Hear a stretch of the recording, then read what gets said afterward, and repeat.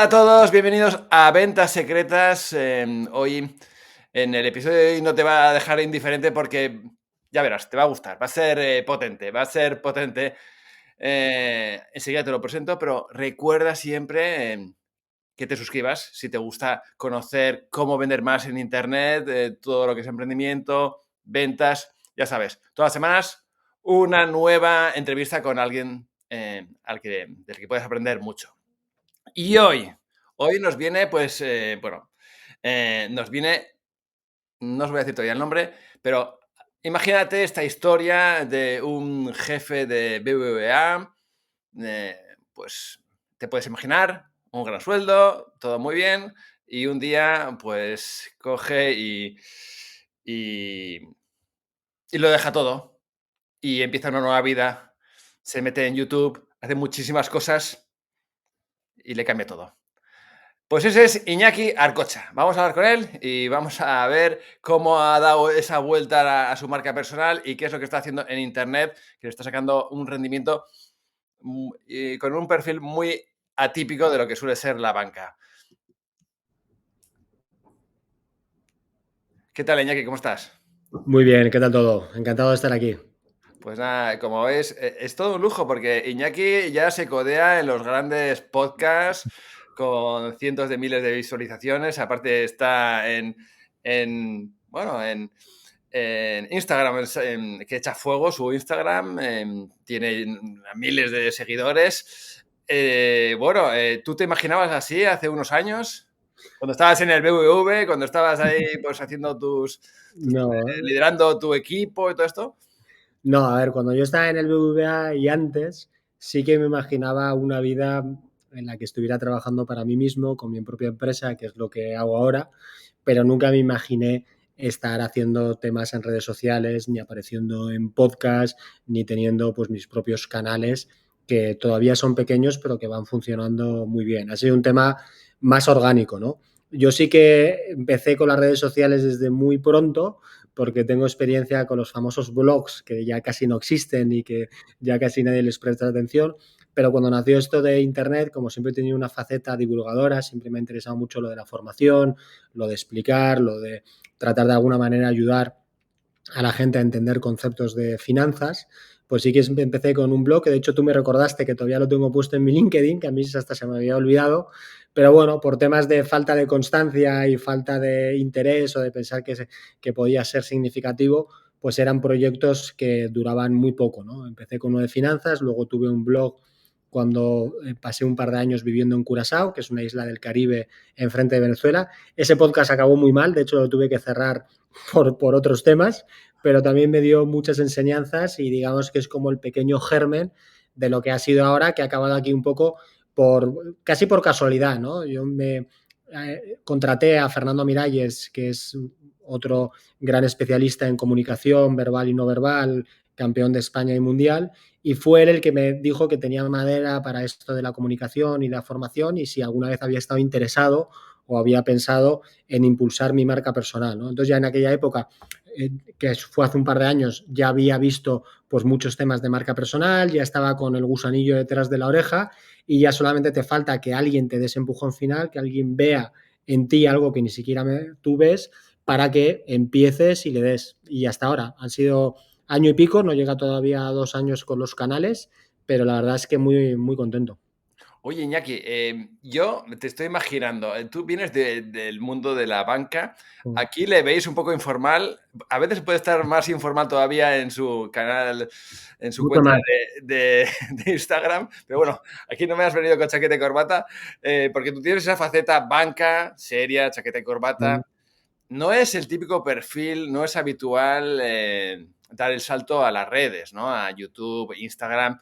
De hecho, que no lo sé, no sé por qué no, porque luego está el tema ya de las inversiones más agresivas, si quieres, lo que es pues el trading, en las criptomonedas, que ahí sí hay mucha presencia, pero en tu sector no.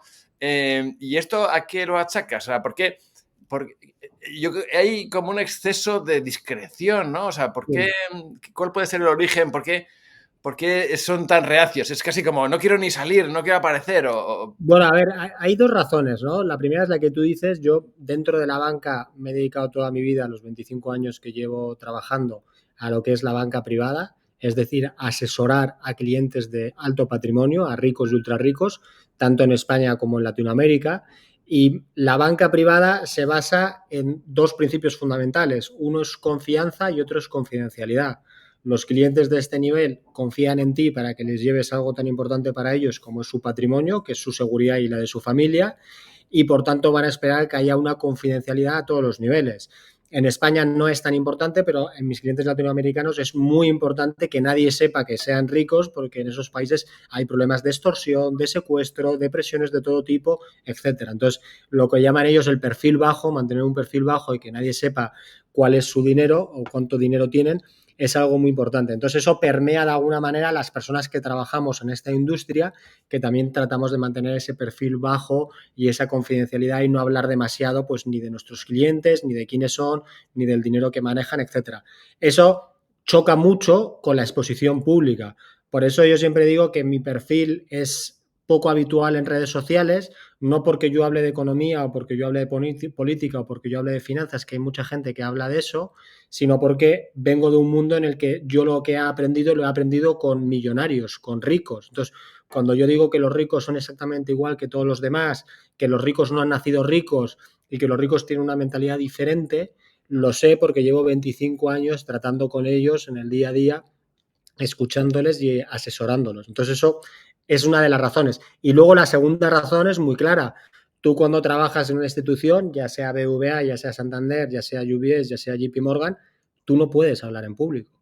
No puedes exponer tus ideas personales como Iñaki Arcocha en público en unas redes sociales sobre temas de finanzas y economía, porque tú trabajas para un banco, que ese banco tiene una idea, tiene una estrategia, tiene una opinión sobre los mercados y sobre lo que van a hacer las bolsas y sobre los productos, que eso, digamos, es la línea editorial para entendernos y toda la gente que trabaja dentro del banco tiene que seguirla. Entonces, yo no habría podido abrirme un canal cuando trabajaba en las instituciones y dar mis opiniones, porque obviamente sería muy fácil saber dónde trabajo y crearía un conflicto de interés entre lo que opino yo, y además siendo en mi último trabajo yo era el jefe de equipo para México dentro de BVA Suiza, que tiene cierta relevancia dentro de la institución, no podría estar dando opiniones diferentes en mis redes sociales a las que tiene la casa, ¿no? Entonces, esas dos razones son un poco las que impiden que haya más banqueros privados que estén divulgando sus ideas. Solamente cuando yo he dado el salto a liberarme,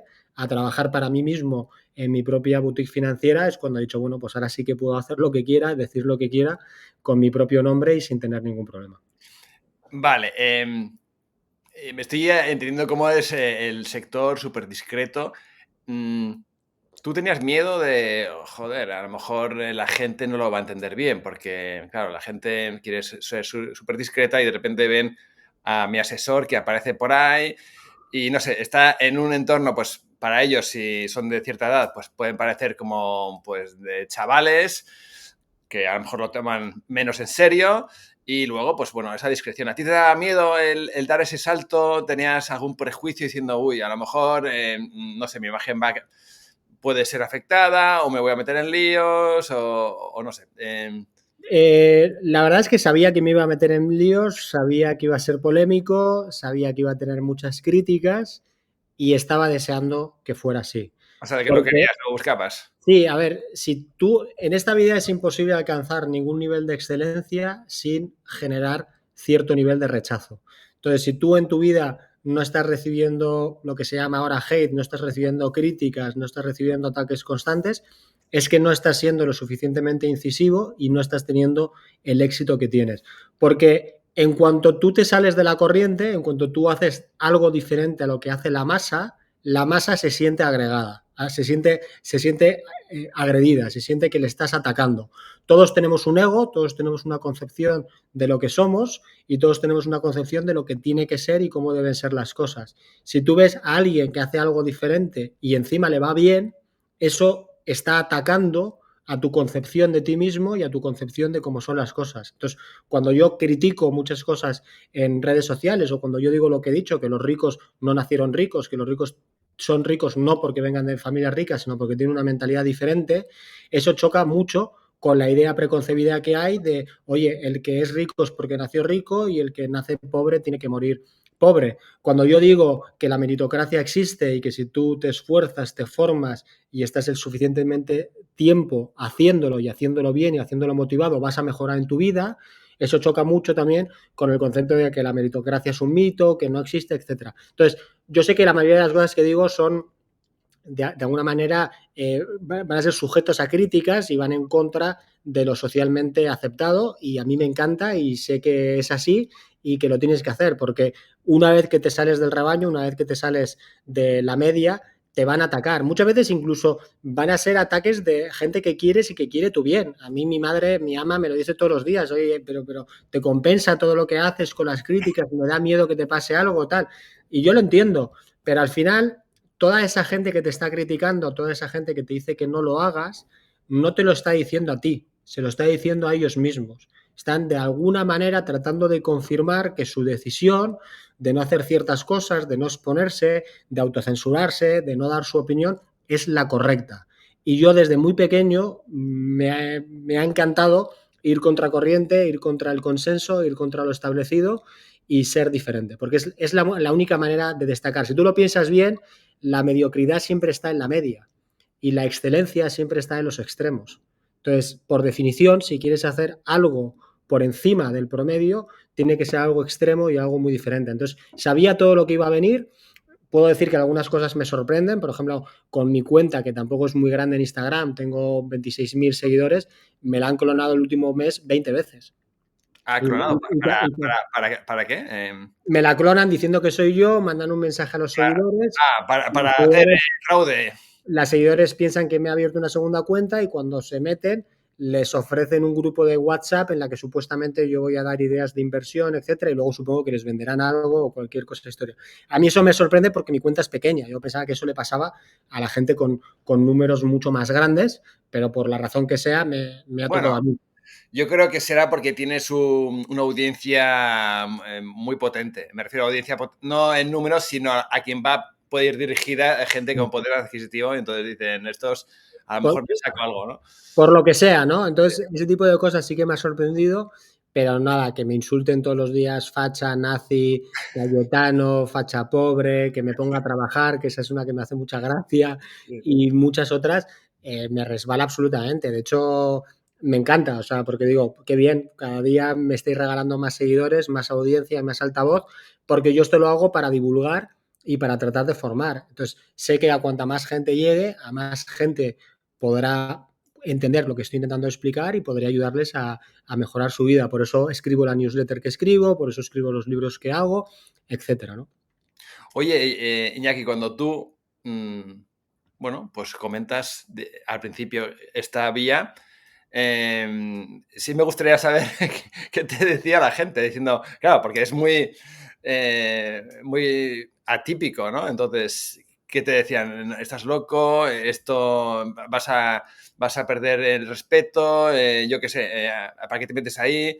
Mm. Y, y luego, cuéntanos cómo te vieron tus clientes. No sé si sigues todavía trabajando en banca de inversión. ¿Cómo lo ven? Si lo ven normal, neutro o positivo, o alguno dice, bueno, la verdad es que me pensé dejarlo porque no lo entendía. ¿Cómo han sido las reacciones antes y el después y qué impacto ha tenido en tu trabajo? Mira, empiezo con los clientes. Con los clientes es la más fácil porque yo me he independizado después de más de 20 años trabajando. Entonces, a muchos de mis clientes les conozco desde hace 10, 12 años o incluso más. Saben perfectamente lo que pienso, saben mis opiniones acerca de todo, porque yo una de las maneras que he trabajado para generar la confianza con mis clientes es no solamente ayudándoles en la parte empresarial, en la parte de las finanzas, sino también con otra serie de historias, con otra serie de temas de valor humano o incluso de conocimiento de temas muy generales, para que me conozcan a mí como persona y quieran trabajar conmigo, no solamente por lo bien cómo les ayudo en el tema del asesoramiento, sino porque también les apetezca pasar tiempo conmigo en nuestras reuniones, en nuestras comidas y viceversa. Yo tengo la gran suerte que solo trabajo con clientes con los que me apetece trabajar. Entonces, realmente nada de lo que yo digo en los vídeos es algo que ellos no conozcan. Ya saben mi pensamiento, ya saben mi forma de pensar sobre muchos temas. De hecho, en la parte de que es puramente de economía, política, finanzas, inversiones, que yo mando siempre un informe un informe mensual y un vídeo mensual, ya trato muchos de estos temas y yo ya los hablo con ellos. Entonces, a ese respecto no ha habido ningún problema. De hecho, ha habido clientes que han venido a las presentaciones de mis libros, que me hacen comentarios en las redes sobre los temas que subo, etcétera. Ahí no ha habido problema.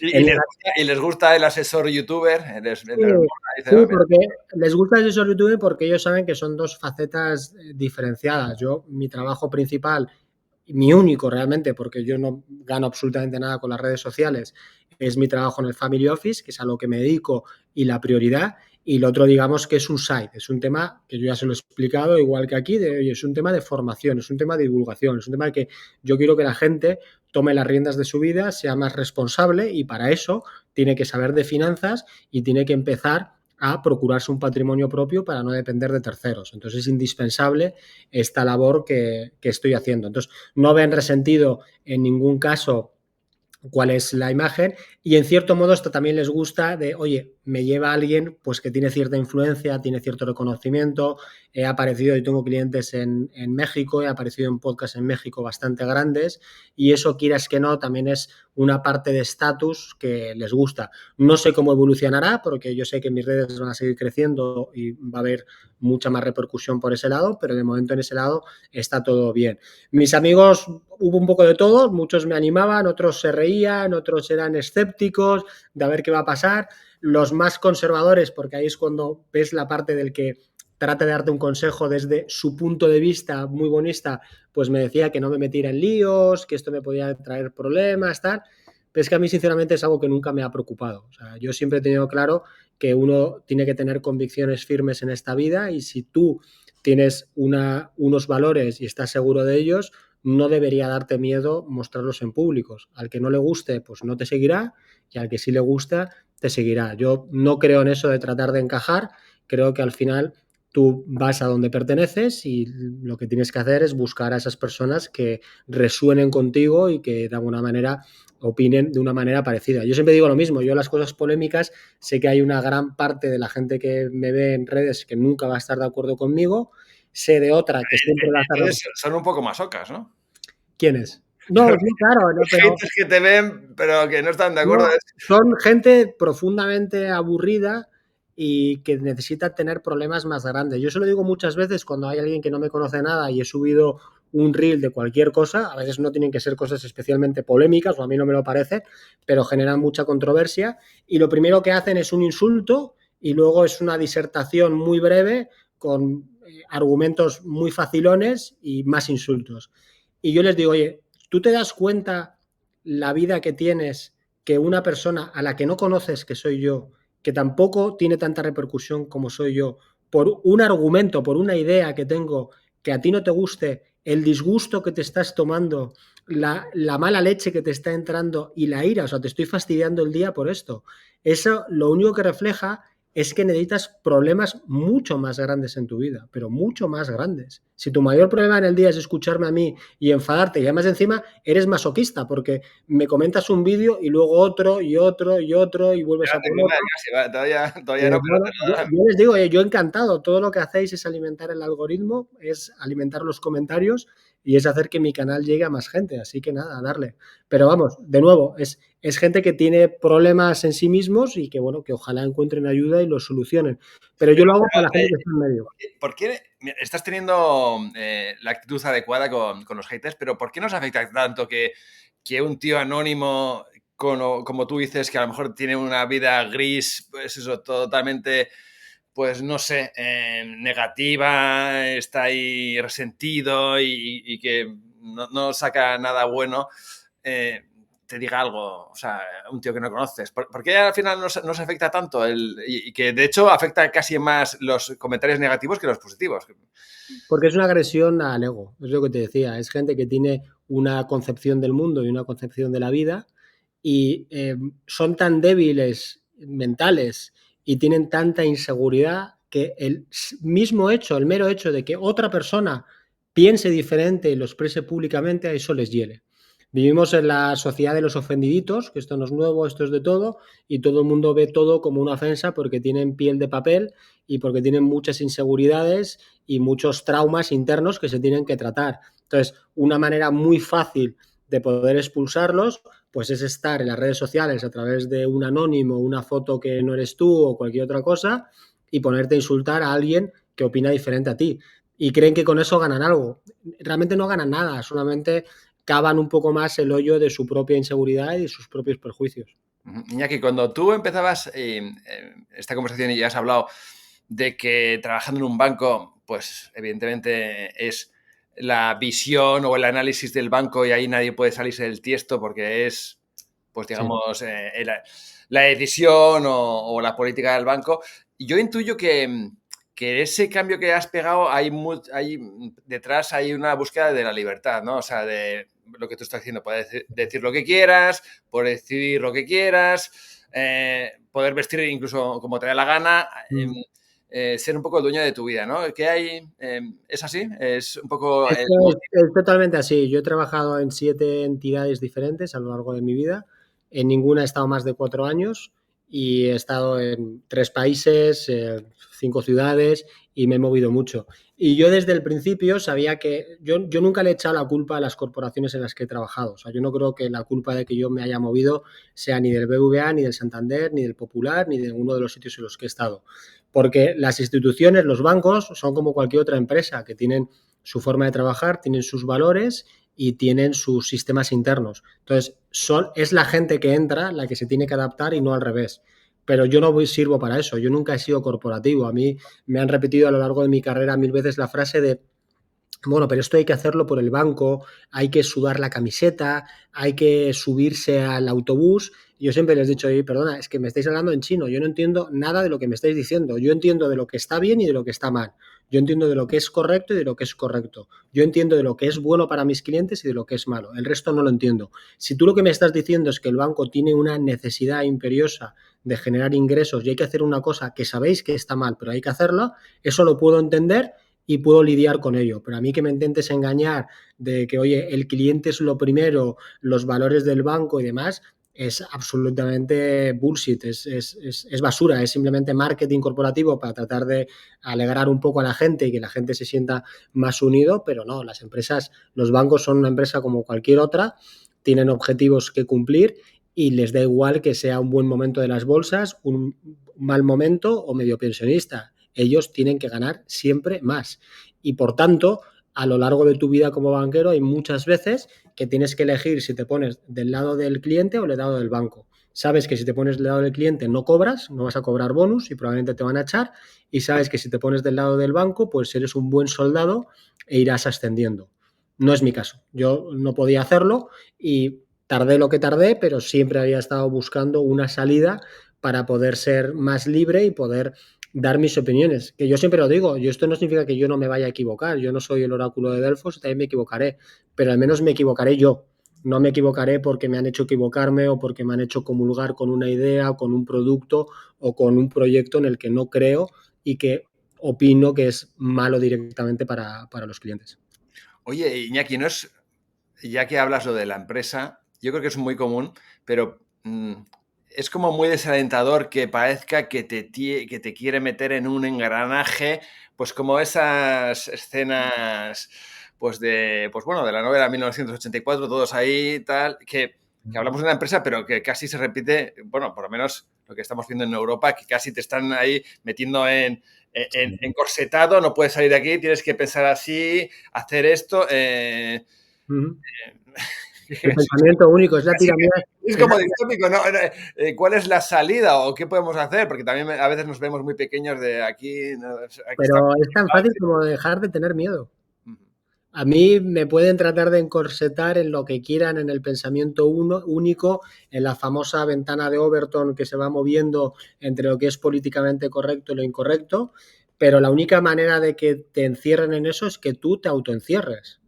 La única manera de que ellos ganen es que tú te autocensures, que tú dejes de opinar como opinas, que tú siempre estés con medios tintas, que tú busques la equidistancia, que yo la odio. Ay, si critico 5 veces a los rojos, tengo que criticar 5 veces a los azules, porque si no me dicen tal, si critico al presidente del gobierno, entonces tengo que criticar al de la oposición, pues eso es de nuevo otra vez la mediocridad de la media.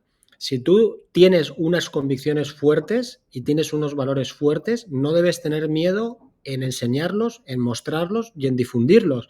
Y al que le guste bien y al que no, también. Porque dime qué interés tienes tú en que te estás rodeado o que te alabe gente que no comparte tus valores. Todos queremos estar rodeados de gente que comparte nuestra misma forma de pensar o similar o parecida o por lo menos en lo esencial que esté unida. De hecho, cuando buscamos una pareja sentimental, esa es una de las primeras cosas que tenemos que marcar, que lo importante, en lo macro, en lo grande, pensemos igual. Y no sé por qué cuando estamos buscando nuestro lugar en la sociedad, nuestro lugar en el grupo, de repente no, queremos ser encajados. Es cierto que la psicología humana funciona así, el sesgo rebaño del herding behavior, de seguir al rebaño, funciona también mucho en las inversiones, de oye, comprar lo mismo que todo el mundo, porque si no siento que me quedo fuera, pero no hay ninguna ley natural, no hay ninguna obligación para pensar y actuar de esa manera. Lo que hay que hacer es buscar un propósito grande en tu vida. Es algo que te autorrealice, algo que te apasione, algo en lo que creas de manera firme y entonces perderás el miedo a expresarlo con total naturalidad. Oye, por una pregunta así, estamos ahí yendo un poco profundos, pero a mí me gusta la conversación. Em, Supongo que las finanzas te dan la libertad, pero tú que estás en este papel de divulgador, me imagino que observarás que, por lo menos en España, probablemente en Suiza sea diferente, en Europa también, pero que tenemos poca cultura financiera.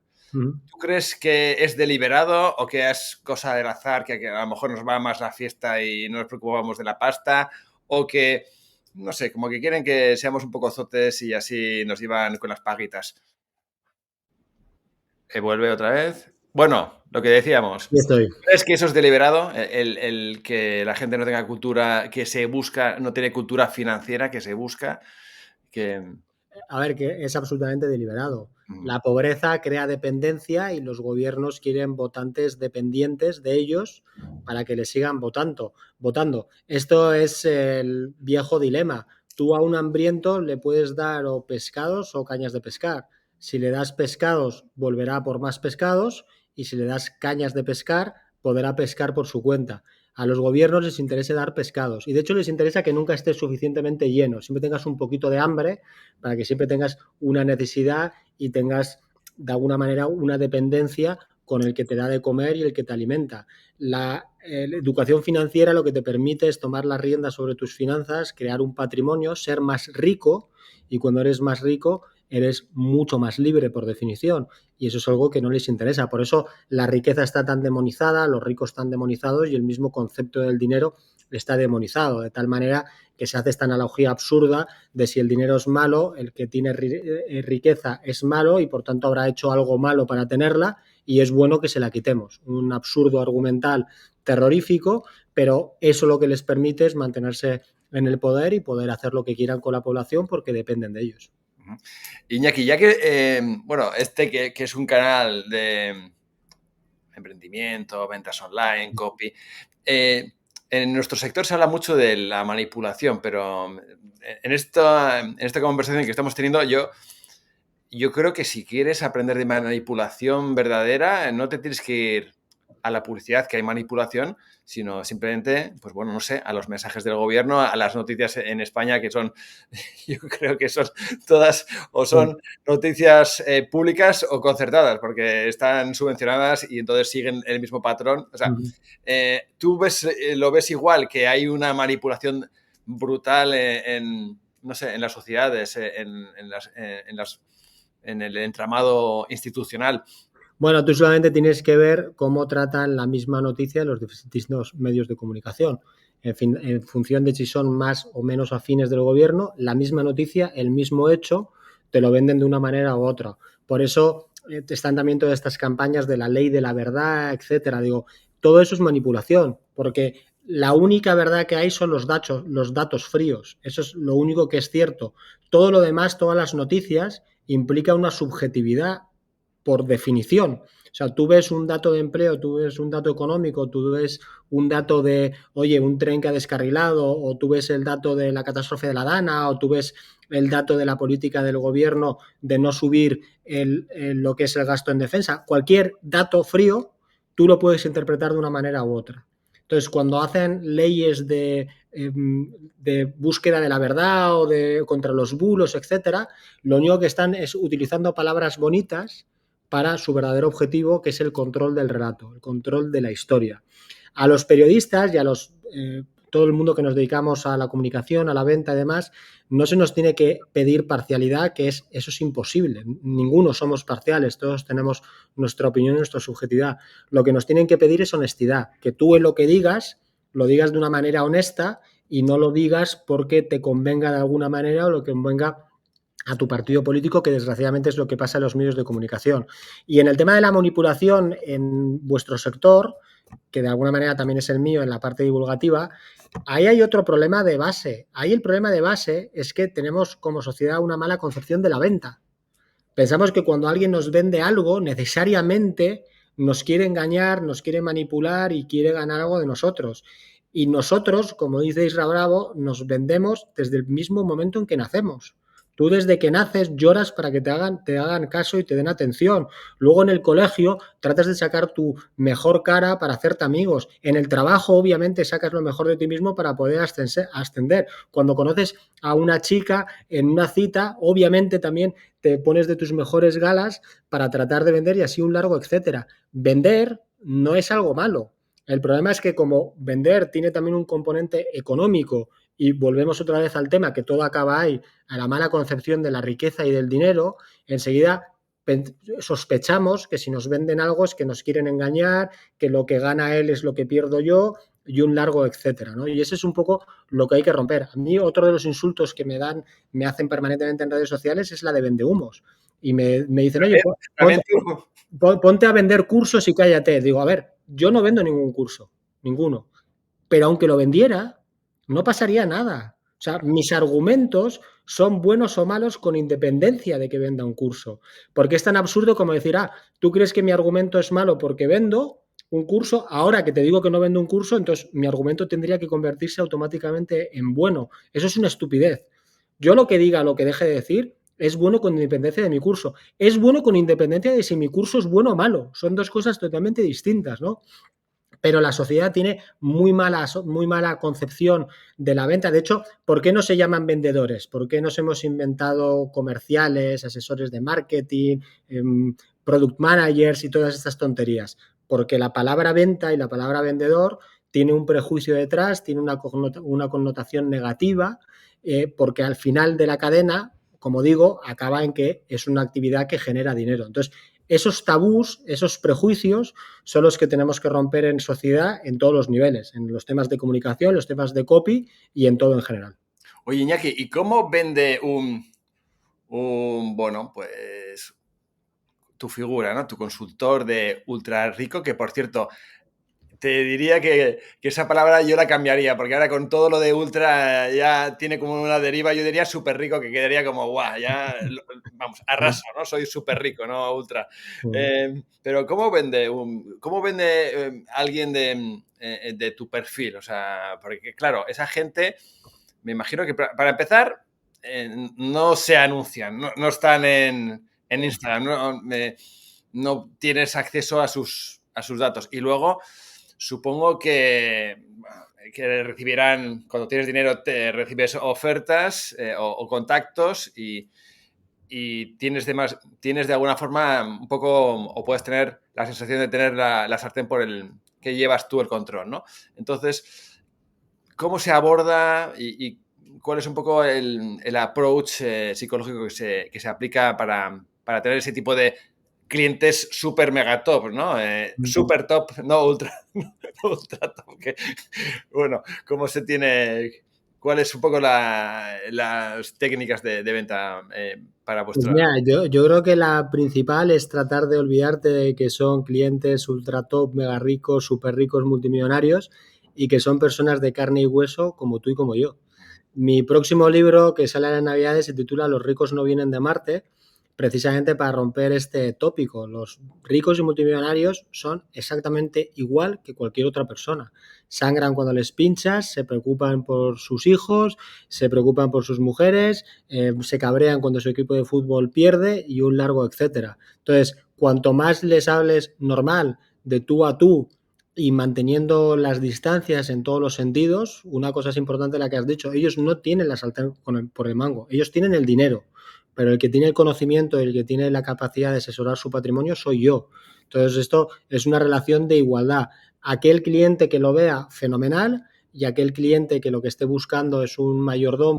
Te decía que aquel cliente que lo que está buscando pues es otro secretario o un mayordomo, pues en mi caso que se busque a otro banquero, ¿no? Yo siempre les hablo muy directo, les explico cuál es el valor de mi trabajo y mi asesoría, y si lo encajan y le ven valor, fenomenal. Si no le ven valor, pues tan amigos, ya otra cosa.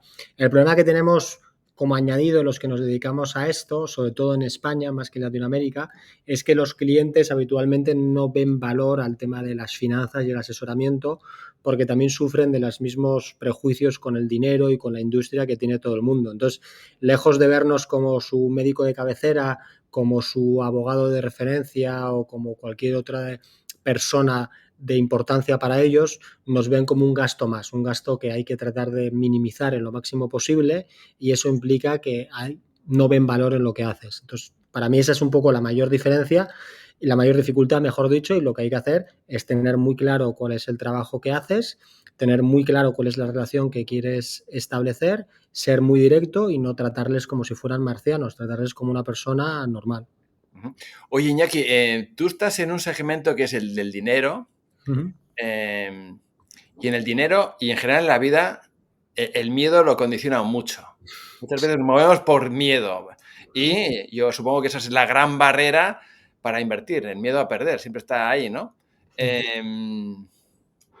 ¿Qué de poderoso es el miedo y cómo podemos superarlo? Porque me imagino que muchas veces superando el miedo te das cuenta que no era para tanto y sobre todo que en realidad es el gran obstáculo para conseguir cosas, ¿no? Porque al final bueno, te puedes equivocar, te puede salir peor, pero lo peor es la muerte silenciosa de no haber hecho nada y ahí no te equivocas, pero no consigues nada, ¿no? Entonces, tú, y aparte, está muy bien colado con las finanzas, ¿no? El miedo.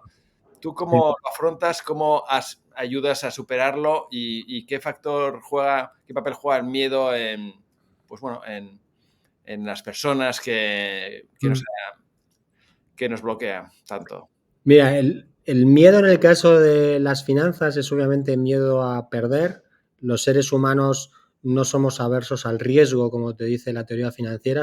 Que las personas no tenemos aversión al riesgo, sino tenemos aversión a las pérdidas. Nuestro cerebro no entiende de perder un 10%, un 20%, pero sí entiende de perder 1.000 euros, 2.000 euros, 3.000 euros o 4.000 euros. Pero hay un miedo por encima de las finanzas que está provocado por el desconocimiento. Yo, el 90% de los clientes que he tenido en mi vida, cuando les he preguntado por primera vez cuál es su perfil de riesgo, que es un factor que tengo que saber a la hora de asesorarles, el 90% me dice que son conservadores, que ellos no quieren perder. Eso es imposible. Eso es imposible porque los seres humanos, como hacemos una cosa, hacemos toda. Entonces, si tú eres una persona que ha emprendido, que ha hecho negocios, que has viajado, que has vivido en 17 países, que eres extrovertido, que eres muy abierto de mente, que es muy difícil que una persona que sea así abierta en su vida, luego en las finanzas sea muy conservadora. Ahí lo que pasa es que no conocen las inversiones, nunca han invertido y lo que le pasa es que les da miedo. Entonces yo lo que les digo siempre es, oye, está bien que si tienes miedo empieces poco a poco, no inviertas una gran cantidad, pero no te ancles en que eres una persona conservadora, porque muy probablemente cuando tengas más conocimiento, cuando sepas más, cuando tengas más experiencia, te darás cuenta que tu perfil no es tan conservador y que sí que quieres hacer inversiones algo más arriesgadas de lo que pensabas. Y la manera de superar el miedo es como todo en esta vida, es actuando. Es haciendo, es dejando de buscarte excusas de no es el mejor momento, es que yo no sé, es que yo no conozco, es que yo no tengo dinero, es que para qué. Es dejarte de todas esas tonterías que son solamente excusas que te pones en la mente y hacerlas. Yo siempre digo lo mismo, Claro. el trampolín, si has descubierto que eso es lo que quieres hacer, pero estás arriba y tienes miedo, yo puedo acompañarte y hablarte durante 18 horas seguidas de las ventajas de tirarte, de lo que vas a sentir, pero hasta que tú no lo hagas, va a ser imposible que te des cuenta, porque nadie aprende en herida ajena, tienes que sentirlo tú. Entonces, en un momento dado, tienes que confiar en el proceso, confiar en ti mismo, confiar en tu decisión y ponerte a actuar, porque todas las explicaciones, todas las razones las vas a encontrar por el camino. La gente suele decir que el pez grande se come al chico y no es así, es el pez rápido se come al lento. Es mucho mejor actuar rápido y aprender de esos errores y seguir caminando que no quedarte todo el rato pensando en hacerlo de esta manera, de la otra, porque todo eso es perder el tiempo y en el tema de las inversiones, cuanto antes empieces a invertir, muchísimo mejor porque te va a permitir generar mucho más patrimonio en el futuro. El rico suele ser... Háblame del rico. Háblame del rico que lo es... Bueno, a lo mejor puede tener un capital y tal. Hemos hablado de que son personas normales o más normales de lo que nos pensamos. Es de esos de los que, como se ven en las redes sociales, que va con el Lambo, en plan Yados, en plan, no sé, mujer con, bueno, con pecho operado, o no, o es más discreto, o es alguien que le ves en la playa y si, bueno, o le ves en la calle y puede pasar por alguien más o menos normal. Sí, no y todo lo del medio. La mayoría de mis clientes que tienen cierta edad y que son de otra generación son mucho más discretos. Obviamente tienen también sus gustos que también pueden tener cierta excentricidad, coleccionar relojes muy caros o tener casas o tener su yate o tener su avión. Digamos que la parte más de show off, más estentoria, es más de gente joven. Pero yo creo que el mensaje es que ninguna de esas personas es así porque tiene riqueza. La riqueza simplemente les ha permitido sacar lo que tienen dentro. El que se ha comprado un Lambo y va con una tía exuberante es porque realmente cuando no tenía dinero también quería esas cosas. No empezó a quererlas cuando tuvo dinero, simplemente cuando tuvo dinero se las pudo permitir. El dinero no te transforma, el dinero no tiene ninguna propiedad mágica, el dinero no te mimetiza en absolutamente nada que no hubiera estado ahí dentro. Lo único que hace es potencia lo que tienes. Entonces, si eres una persona a la que le da valor a ese tipo de cosas, pues cuando tengas dinero te la podrás permitir y cuando no tengas dinero no te la podrás permitir. La inmensa mayoría de los clientes que yo he tratado no nacieron ricos, ni muchísimo menos, y las características comunes es que es gente que no tiene miedo porque ha empezado de cero, se ha tropezado muchas veces, se ha arruinado en muchas ocasiones más de una vez y tiene la absoluta confianza en volver a hacerlo. Cuando tú lo has perdido todo o casi todo y vuelves a hacerlo, tú pierdes el miedo, porque sabes que lo volverás a hacer una y otra vez y las veces que hagan falta. Entonces, esa es una característica de la mente. La riqueza no está tanto en tu origen social o en la suerte o en lo que te dedicas, sino en una mentalidad de afrontar la vida sin miedo y de tirar para adelante. ¿Se puede decir que arruinarte casi es lo mejor que le puede ocurrir a uno? Bueno, Silicon Valley es una ciudad de fracasados. La inmensa mayoría de los que están allí han fracasado en varios trabajos, en varios emprendimientos y en cada uno de ellos aprendieron algo que les sirvió al siguiente. No voy a decir el tópico fácil de, oye, todo pasa por algo y que tienes que fracasar para aprender y demás. Hay gente que la ha dado a la primera.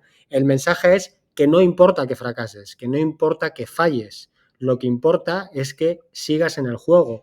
Tú nunca puedes perder mientras no te rindas, por definición, porque siempre vas a estar intentando, siempre vas a estar siguiendo, progresando y luchando por tu propósito y por lo que quieres en esta vida. Entonces, por eso yo digo muchas veces que la riqueza no es tanto una cuestión de lo que has tenido, de cómo has empezado, sino de la mentalidad. Es como ser tacaño o ser generoso. Tiene mucho menos que ver con el dinero que tengas que con tus valores. Yo conozco a muchos ricos que son muy tacaños y conozco a mucha gente que es muy generosa y viceversa. Entonces, al final importa más los valores y tu forma de pensar y tu forma de aproximarte a la vida que otros factores externos. Podemos decir entonces, siguiendo en la personalidad del rico o de la persona que se convierte en rica, es una persona valiente, es osada, es, pues no sé, un tirado para adelante. Es un tío echado para adelante y es una persona que decide rápido. Que decidir rápido no es decidir sin pensar ni es decidir de manera imprudente. Es decidir rápido. Lo digo porque esto lo he comentado muchas veces y me salen comentarios de, claro, tomar decisiones a la ligera cuando tienes mucho dinero es fácil. Digo, yo no he dicho que sea a la ligera, yo no he dicho que sea imprudente, yo no he dicho que sean apuestas, yo he dicho que son decisiones rápidas.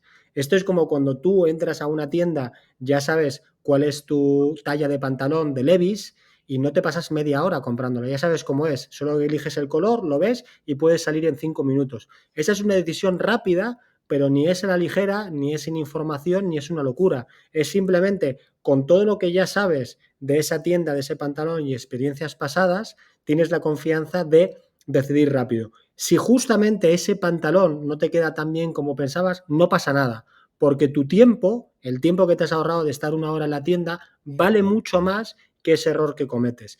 Este pensamiento es el que tienen los ricos con sus inversiones. Por eso yo veo a gente, a muchos clientes míos, que en una comida pueden tomar la decisión de invertir en un proyecto de un amigo suyo que se lo ha contado en 10 minutos y le lanza 1, 2, 3 o 4 millones de dólares.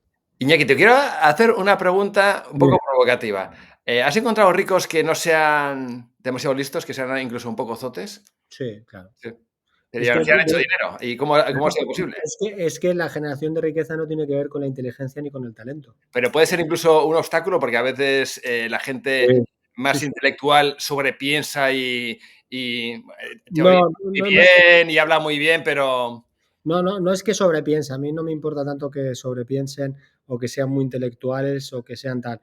El problema es un problema de comunicación. Yo la labor fundamental que tengo que hacer es que mis clientes me entiendan lo que les estoy explicando y entiendan las inversiones para que tomen decisiones. Yo no quiero que tomen decisiones en base a lo que a mí me gusta, no es mi patrimonio ni mi perfil de inversión. Como te decía, cuando te enfrentas con un cliente que ya no es un tema de inteligencia, igual es que tiene muy bajo nivel de conocimientos o tiene muy alto nivel de prejuicios, los ricos también tienen prejuicios de ricos a veces, pues ahí lo que tienes que es, tienes una labor pedagógica mayor y tienes una mayor dificultad para explicarle, porque al final yo me tengo que poner al nivel de la persona con la que hablo, tengo que hablarle al mismo nivel. Si estoy hablando con alguien muy institucional que sabe mucho de finanzas, le hablaré de una manera, y si le estoy hablando a una persona que tiene menos conocimientos, de otra. Entonces, es más ese problema. Pero vuelvo otra vez, es que los ricos son gente normal. Entonces, claro que hay ricos muy inteligentes, poco inteligentes, medio inteligentes, hay ricos simpáticos, hay ricos no simpáticos, los hay educados, los hay no educados, igual que en cualquier otro sector y segmento de población. Eso sí, son infinitamente más generosos que el resto, eso sí te lo puedo decir, en todos los sentidos, no solamente en un sentido monetario. A la gente le gusta mucho hablar de sus pasiones y un rico ha llegado a ser rico porque ha sentido una pasión que muchas veces raya la obsesión con su negocio y no hay nada que le guste más que hablar de su negocio. Tú le preguntas a un rico cómo ha hecho su dinero y la inmensa mayoría de la población piensa que no te lo va a decir porque es un secreto oscuro tal, y es todo lo contrario. Le va a encantar hablarlo porque va a ser la historia de su vida y su trabajo y su riqueza están imbrincadas, están unidas y te lo va a contar con toda generosidad y con todo detalle. me está viniendo a la cabeza la imagen de Elon Musk, por lo último que estás comentando. Alguien como muy obsesivo, Y bueno, él tiene Asperger. en esos embolados de, bueno, pues de poner en peligro su empresa, incluso, bueno, con lo que ha pasado en Tesla, su crisis de reputación, porque, claro, está un poco, digamos, orientada a un segmento que quizás no era ideológicamente afín y aún así ahí está, ¿no? Es un poco... Es que, o sea, es una cosa obvia, la pasión lleva a la obsesión. Y en todos los ámbitos de la vida nos parece normal, menos en la generación de riqueza. Los deportistas de élite no son obsesivos. Los que consiguen los récords mundiales no son obsesivos. Los escritores no tienen una obsesión cuando tienen la inspiración para escribir. Todo el mundo, cuando le apasiona algo, se obsesiona. Todos tenemos amigos que de repente les ha dado para hacer un triatlón o una maratón y solo hablan de triatlón y de maratón y solo hablan de su entrenamiento. Todos tenemos un amigo que le ha dado por el pádel y de repente se conoce todas las formas de raquetas de pádel, las pelotas, los jugadores, todo. Toda pasión lleva acarreada una obsesión. Entonces, si tú estás apasionado en tu trabajo, obviamente vas a pasar por una época de obsesión y necesariamente descuidarás otras facetas de tu vida, pero es algo temporal, es algo que necesitas para, como digo, alejarte de la media, llegar a la excelencia y procurarte un futuro mejor para ti y para los tuyos. A la gente está descontando los días para las vacaciones y para la jubilación. ¿Por qué? Porque no le gusta lo que hace. No tiene ningún tipo de autorrealización y satisfacción en el trabajo. Pero si a ti te gusta lo que haces y disfrutas con ello, ¿qué más te da? No tendrías esa obsesión por el paso del tiempo, para ver cuándo me jubilan, o ver cuándo llega el fin de semana, o ver cuándo llega tal. De hecho, las barreras entre tu vida y tu profesión desaparecen. Yo a mí muchas veces, si ahora me preguntas cuántas horas trabajo, pues tampoco sabría decirte exactamente. Yo trabajo todas las horas y ninguna, porque cuando estoy paseando se me están ocurriendo ideas, cuando voy al gimnasio pues me estoy fortaleciendo para estar mejor y eso también redunda en mi vida personal y en mi vida profesional, y cuando estoy de vacaciones subo reels también porque se me ocurren. Entonces, ¿qué es trabajo y qué no es trabajo? ¿Qué es vida y qué no es vida? Cuando no tienes un desprecio por lo que haces del trabajo, dejas de preocuparte por esas cosas, dejas de preocuparte por el fin de semana, por las vacaciones, por la jubilación, por tal. Sé que es muy naif decirlo, sé que mucha gente no está contenta en el trabajo porque las condiciones son malas, pero no por eso hay que dejar de intentar buscar maneras de autorrealizarte que también mejoren tu situación patrimonial, porque esa es la mejor manera de tener un futuro mejor. Iñaki, ¿por qué tienen los ricos esa imagen tan negativa? ¿Que es simplemente envidia? Porque Absolutamente. aquí, bueno, aquí la solución de todo es que paguen los ricos. Y luego dicen, pero se han ido a Andorra estos ricos de mierda, pero ¿por qué se van? Mira, primero es envidia pura y dura, que al final es el pecado capital más estúpido del mundo porque es el único que no te da ninguna satisfacción personal. La envidia es como tomarte tú un veneno y pensar que se va a morir tu enemigo. Es una estupidez, pero es un sentimiento muy humano. Y luego está añadido a mitos financieros que están muy instaurados en la sociedad, como por ejemplo el del juego de suma cero. La gente tiene en la cabeza que si alguien es rico es porque alguien es pobre.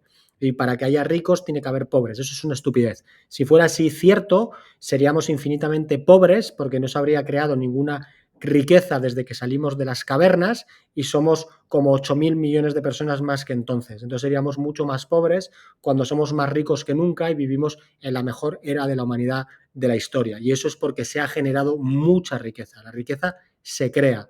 Lo que pasa es que preferimos convencernos de que no es así. Porque si fuera así, si realmente la riqueza se crea y hay un rico, sería la demostración palpable de que algo no estás haciendo bien en tu vida para ser rico. Entonces, para no chocar con esa idea y sentirte mejor con tu vida, prefieres pensar que él es rico porque me ha quitado lo que es mío, porque él es rico porque es una persona malvada y yo no lo soy, y entonces hablamos de todos estos problemas de ricos como la disparidad de riqueza, la diversidad, etcétera.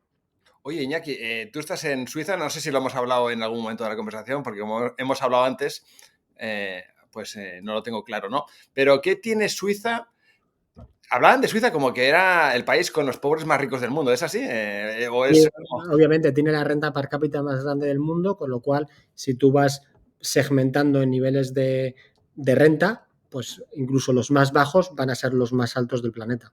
Entonces no hay problema de vivienda, etc, etc. O sea, digamos que Suiza, hasta un pobre tiene un nivel de vida digno. Suiza es la demostración palpable que la distribución de la riqueza no importa, lo que importa es la pobreza. Lo que importa es la pobreza. Si no hay pobres, te da igual la desigualdad. Porque si la desigualdad fuera lo más importante, todos querríamos vivir en Afganistán, que es el país más igualitario del planeta en riqueza y en renta, pero también es uno de los más pobres.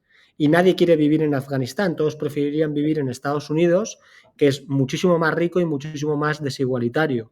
Eso te demuestra que la desigualdad no es el problema. La desigualdad solo es un problema para el envidioso. Y solo es un problema cuando esa desigualdad está construida por una injusticia que viene siempre de prebendas del gobierno, o de corrupción del gobierno, o de algún tema, de alguna ley injusta, o alguna actuación estatal. Pero la riqueza generada de una manera orgánica, de una manera que satisface al mercado, no hay ningún problema. ¿Qué problema hay en que Jeff Bezos sea multimillonario? Jeff Bezos creó una empresa que se llama Amazon, que ha repartido valor por todo el mundo y la gente voluntariamente le ha dado su dinero para que sea multimillonario porque ha sacado algo a cambio, ha sacado un valor. Ahí no tienes nada que distribuir. No tienes absolutamente nada que distribuir. Yo con mis amigos lo suelo hablar mucho. Todos mis amigos de la universidad somos del mismo entorno socioeconómico, hemos ido a la misma universidad, hemos tenido la misma formación y años después hay una disparidad en cuanto a nuestra riqueza enorme. Qué quieres distribuir ahí? ¿Qué desigualdad tienes que corregir? Todas esas diferencias son producto de decisiones personales.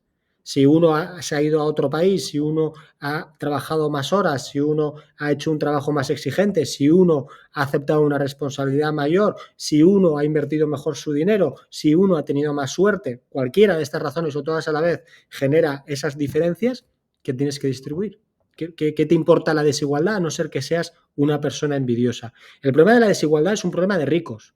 Es un problema que se lleva hablando 50 años. Antes no se hablaba de eso, se hablaba de pobreza. ¿Por qué se dejó de hablar de pobreza? Porque nunca hemos sido más ricos a nivel mundial. Nunca, jamás. Nunca en la historia de la humanidad. Nunca ha habido menos ricos, menos pobres que ahora, menos gente en pobreza extrema que ahora. Entonces no puedes hablar de pobreza y tienes que empezar a hablar de desigualdad, que es un problema de envidia pura y dura.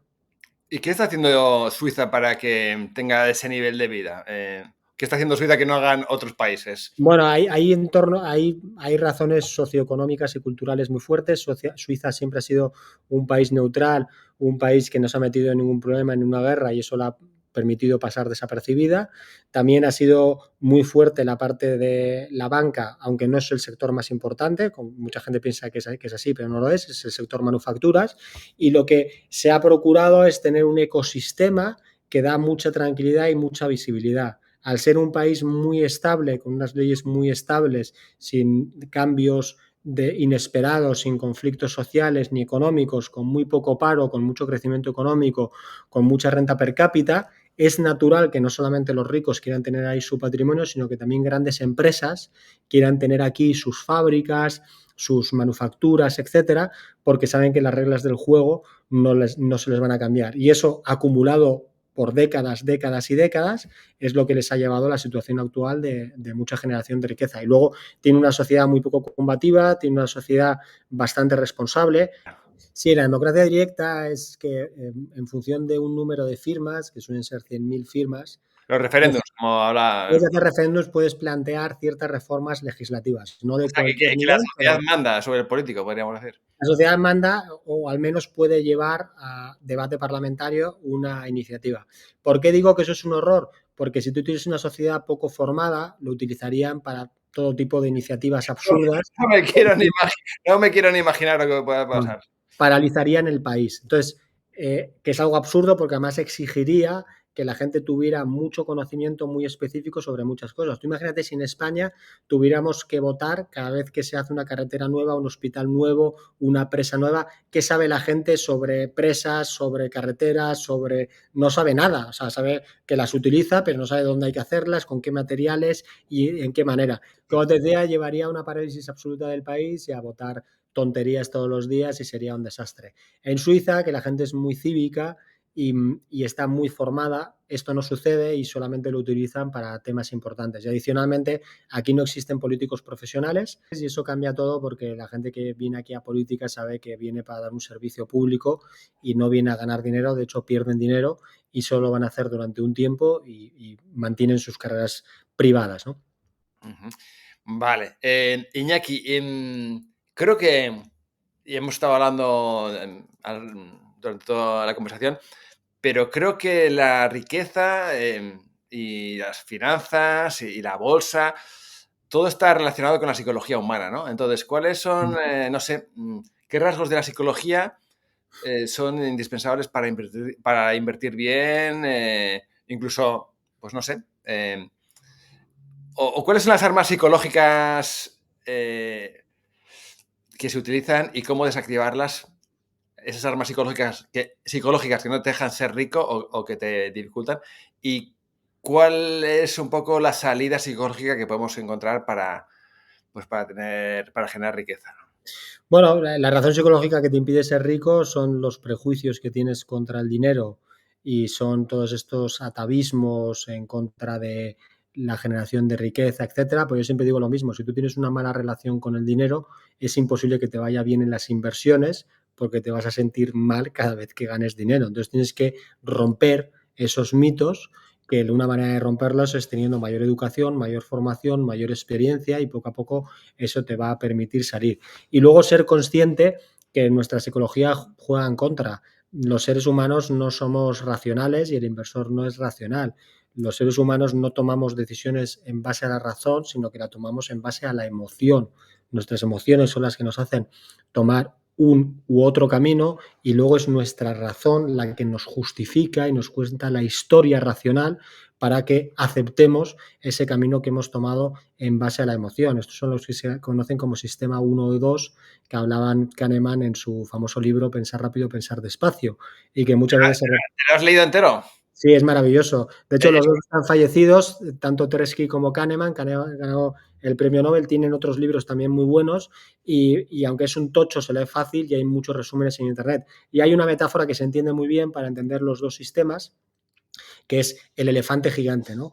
El cerebro humano es como un elefante muy grande con un jinete pequeño arriba.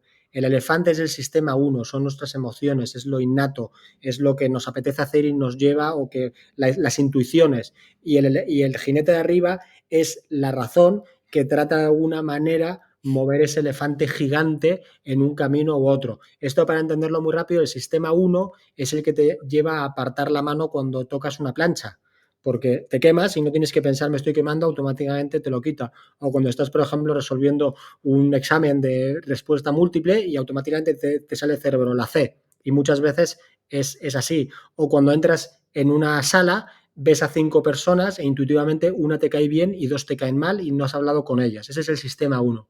Y el sistema 2 es el racional, es el que te permite resolver cosas como 2 más 5 más 320 entre 10. Ese tipo de pensamientos, que son más lógicos y que llevan más tiempo, es el sistema 2. El que manda es el 1. Oye, me ha hecho una pregunta un suscriptor. ¿Qué es lo primero que lo tengo que hacer, ya que me lo ha hecho, se tomó la molestia? ¿Qué es lo primero que recomiendas a alguien que no tiene cultura financiera cuando va a la hora de invertir por primera vez? Pues a la hora de invertir, lo primero que tiene que hacer es formarse y tomar la decisión de invertir y no procrastinar, no dejarlo para mañana. Si no tienes absolutamente ni idea de nada, lo que puedes hacer es buscar un robo-advisor, que hay muchísimos en oferta, ver cuál de ellos se adecua más a ti, te va a hacer un test muy sencillo de tu perfil. ¿Qué es un robo-advisor? Un robo-advisor es una aplicación, tienes las de MyInvestor, Trade Finance, Freedom24, tienes miles, que lo que te hacen es, rellenando un formulario para ver tu perfil de inversor, si eres conservador, agresivo, moderado, y eligiendo la cantidad que quieras invertir del inicio y mensual, ellos te forman la cartera de inversión, que es muy sencilla, a base de ETFs. Los ETFs son fondos de inversión que cotizan, que son el producto más sencillo y más barato que hay, y todos los meses te va a invertir en ello. Esta no es la mejor solución, esta no es una solución perfecta, pero es muchísimo mejor que no invertir. Oye, Iñaki, no me puedo resistir un poco ya la curiosidad como copy. Tú que tienes una newsletter, ¿cuánto tardas en hacer las newsletters? Aunque eres de prosa ágil y rápida, pues escritura rápida, frases cortadas, que la gente dice, ¿por qué los copies se escriben así? Pues muchas veces porque como tienes tanto que escribir, pues lo haces así para que, para que lo hagas más Yo rápido. cambié, yo antes escribía de otra manera, pero me di cuenta que de esta manera para la newsletter era más efectiva. De hecho, me ha costado escribir el libro porque he tenido que adaptarme un poco a como escribía antes y me he quedado en un entremedio, pero ha quedado bien. Mira, te voy a responder de otra manera. Cuando empecé a escribir las tardaba 2 horas y ahora tardo 20-25 minutos. Depende también de la newsletter, ¿no? Hago 3 newsletters semanales, martes, miércoles y jueves, y suelo escribirlas o el día antes o la misma mañana. Publico a las 8 de la mañana, casi siempre, a no ser que esté de viaje, que igual publico un poco más tarde porque la escribo en el avión o lo que sea, pero suelo tardar eso, media hora, 40 minutos, 20 minutos, depende. ¿Y Depende de para mí. qué usas la newsletter? ¿Para vender libros? ¿Para...? Mira, cometo el grave error que comete mucha gente que hace una newsletter, que es no vender nada. Debería vender algo, pero yo la inicié como una idea de, oye, yo hay una parte en la que entrego valor a mis clientes, que es hablándole de cosas que no tienen nada que ver con las finanzas ni con la economía, que son curiosidades que yo leo, que yo veo, o que, no sé, que me han surgido por ver una película, soy muy cinéfilo, o por un libro que he leído, que también leo bastante, y se las cuento. Entonces dije, oye, esa manera de transmitirlo al público, la mejor manera es a través de una newsletter, ¿no? Entonces, bueno, lo hago por eso, ha acabado derivando en más un tema de, como de, no autoayuda, pero de... ¡Ah! Es que está siendo jodido esto, ¿eh? Pero esto, por lo menos sabemos que siempre vuelve. Aquí. Bueno, aquí viene Iñaki y Te decía, está siendo gratuidad. de un tema de, más que de autoayuda, que no me gusta el término, de valores humanos, de mentalidad positiva, de muchas cosas que he hablado durante esta charla, pero en formato historia. Yo cojo una historia cortita y la uno a una reflexión. Son 300, 400 palabras, se leen en 3-4 minutos. Sí que hice un libro el año pasado con un recopilatorio de las 50 mejores historias, que se llama 50 historias, 50 meditaciones modernas, que incluye 2 historias que solo aparecen en ese libro y solo aparecerán en ese libro, que es un poco de regalo a la gente que me sigue, y dentro de poco sacaré un ebook con todas las historias, con todas las newsletters que he sacado hasta ahora, pero de momento no tiene más vocación ni tiene más tema que, oye, pues a mí me gusta mucho escribir, me gusta compartir estos temas y recibo tantos emails tan bonitos que ya solamente por eso merece la pena. Hace poco subí una historia en Instagram de una chica que me decía que mis historias se las leía a sus hijos para enseñarles valores y que alguna de ellas le había ayudado a ella misma a cambiar su vida y cambiar el rumbo de su vida. Y la reflexión que yo hacía es, si la gente que ve esto y que conoce mi trayectoria y que sabe que me dedico a las finanzas, cree que las comisiones que gano de muchos ceros me reporta una ínfima parte de la satisfacción que me reporta leer este email, es que están muy perdidos en la vida y que me dan muchísima pena. Porque obviamente para mí ese email, llegar a la gente y que me digan que les he ayudado, y yo que soy padre y que el tema de la paternidad me llega muy de cerca, que alguien esté utilizando mis textos para dar buenos valores a sus hijos, eso no tiene precio. No tiene precio. Oye, Iñaki, ¿qué papel ha jugado o qué influencia ha jugado en ti? Yo creo que alguna, porque tú te has metido un poco en el marketing así, pues a lo mejor en el marketing online me refiero, a lo mejor no sabiendo muy bien dónde te metías y tal, pues ¿cuándo descubriste o quién te impactó para decir, wow, estoy en el camino adecuado? Por ejemplo, has citado a Isra Bravo, Luis Monge. ¿Quiénes son los que te han influenciado? Por ejemplo, con el tema de la newsletter quizás pueda ser Isra. ¿Qué de Los repente dos. viste en ellos? Los dos, o sea, he seguido a muchos copywriters. A mí Isra Bravo y Luis me parecen los mejores, me parecen los que más resuenan conmigo. Incluso a veces cuando hay temas de carácter o de temas personal que no me gustan tanto, que no me veo tan afín, pero, pero yo sé distinguir, y creo que eso también es un mensaje, entre lo que es el contenido y lo que hacen, con cómo pueden o no ser ellos, que tampoco les conozco, porque también hay una parte de personaje en todo esto que nunca lo sabes, ¿no? Me encantaría conocerles y tomarme una cerveza con ellos y descubrir cómo son, pero incluso descubriendo que esto que dices, no conozcas a tus ídolos, que te vas a decepcionar, pero incluso decepcionándome, si llegara el caso, daría igual, porque el valor que ellos dan en sus formaciones y en sus news es espectacular. Y a mí el que más me impactó fue Isra. No sé, no recuerdo cómo llegué a él, sería bicheando por internet o algo me llegaría, pero cuando leí su primer libro y conocí su historia de una persona que era, o sea, que era reponedora, que llevaba Que camiones descargaba camiones. en el año 17, disléxico, sin nada, o sea, con todo en contra para no llegar a nada, que en tan poco tiempo haya conseguido hacer ese avance, me pareció una historia absolutamente alucinante y es lo que me llevó a aprender más. Y mi newsletter, o sea, mi forma de escribir, como te decía, bebe mucho de eso, ¿no? Bebe mucho de haber aprendido, oye, frases cortas como puñetazos, el mensaje. La gente me dice, ¿cómo se te ocurren tantas ideas para la news? Bueno, ahí sigo también otro consejo de Isra, de, oye, de vivir la vida con ojos de escribirla. No hace falta que tengas vidas extrañas, no hace falta, no sé, que seas una rockstar.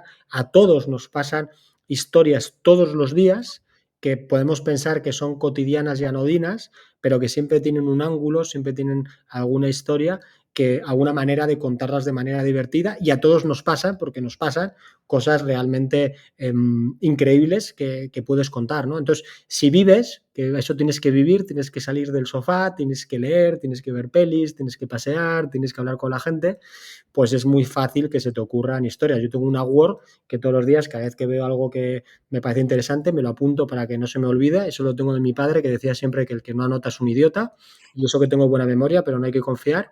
Y yo ahí me las voy apuntando y simplemente cada lunes escojo las 3 ideas que me parezcan más interesantes para esa semana y las desarrollo, ¿no? Pero diría que sí, que Isra primero y luego Luis Monge han sido los que más han influido en todo el tema de, pues, de esta parte de comunicación, copy, marca personal. Genial.